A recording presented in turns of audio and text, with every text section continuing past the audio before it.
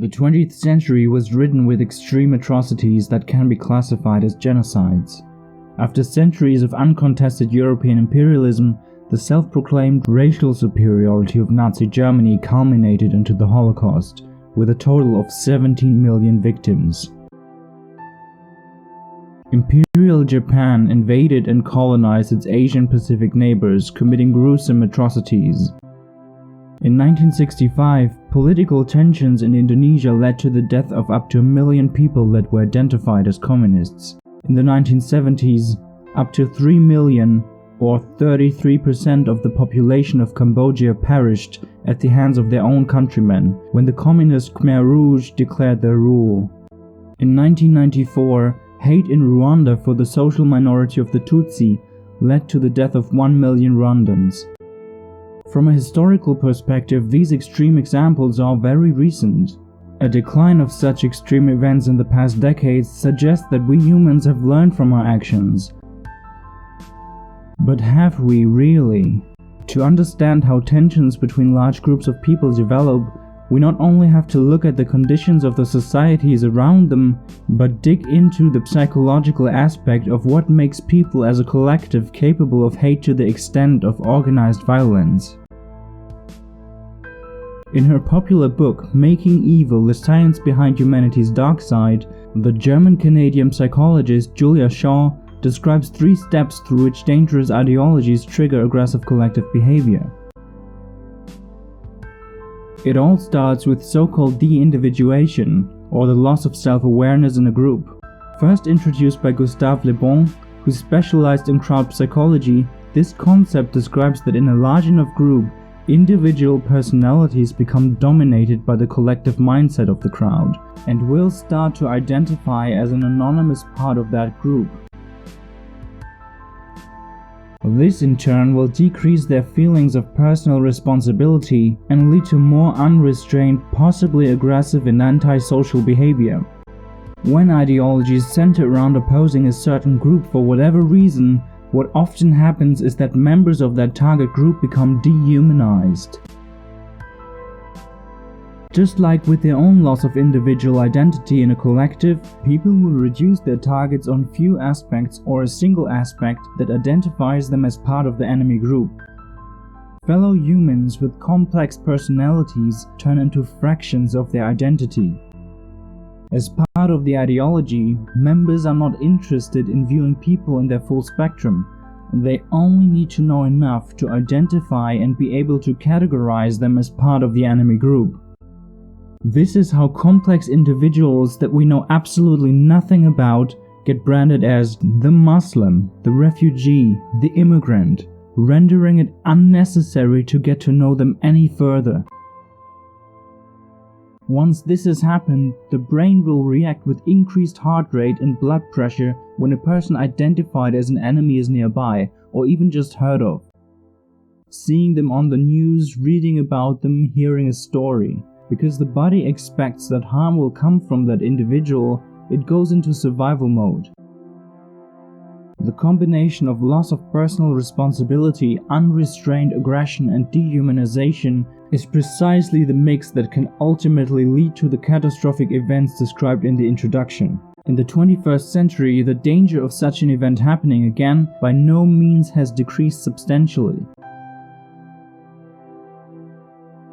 In most democratic systems, the danger that comes from ideological conflict lines within a country has largely been constrained by their constitutions and institutions.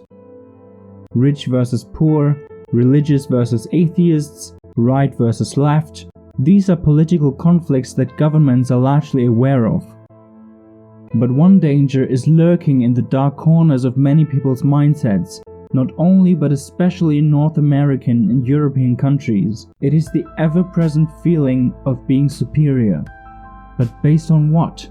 During the age of imperialism, European scientists tried to categorize humans into different species, claiming the European ethnicity to be superior to all others, essentially labeling a large part of the world population to be inferior.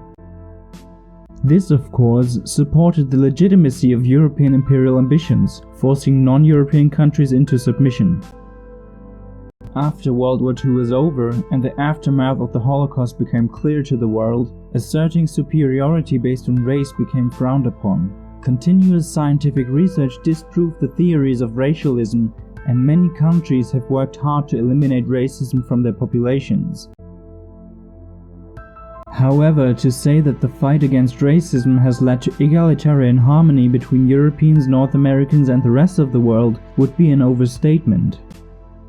In his book 21 Lessons for the 21st Century, the historian Yuval Noah Harari describes the phenomenon that superseded racialism to support a feeling of superiority. Instead of ethnicity, supremacists now focus on culture. It is much harder to disprove supremacy based on culture than on race, because culture is a fictional concept that collectively manifests itself in our minds. Any difference in economic prosperity, any invention, any form of social behavior or belief theoretically could be explained by culture, completely ignoring historical context and every other relevant factor. Human civilization in the 21st century consists of hundreds of nation-states, each of them with a unique set of conditions and features. Cultural supremacists love to emphasize their culture's superiority, especially if members of this culture are statistically in a relatively top position. But the world is ever-changing, and living standards change continuously. Many people in currently developing countries in 2020 have a much higher living standard than the majority of Europeans did in 1920. It is important to emphasize that the world does not develop at a single pace. Growth and development happen at different speeds in different places. Political views and social behavior change just as fluidly in Arab and African countries as they do in Europe. But we have to think in the dimensions of decades and not months. Culturalism is the idea that fulfills the requirements of replacing racism as a potential cause for hate of catastrophic dimensions. When Americans agitate against Mexicans, when British people propagate against Southeast Europeans moving to their country, then these are already advanced expressions of collective hate, fueled by cultural supremacy.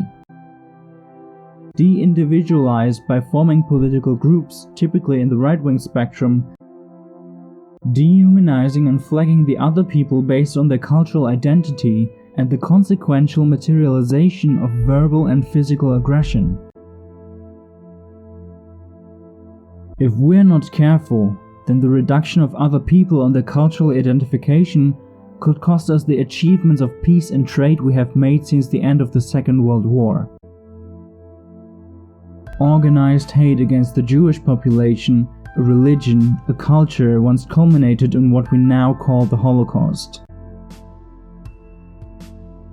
In the 21st century, are we really immune to organized hate against other cultures or other religions?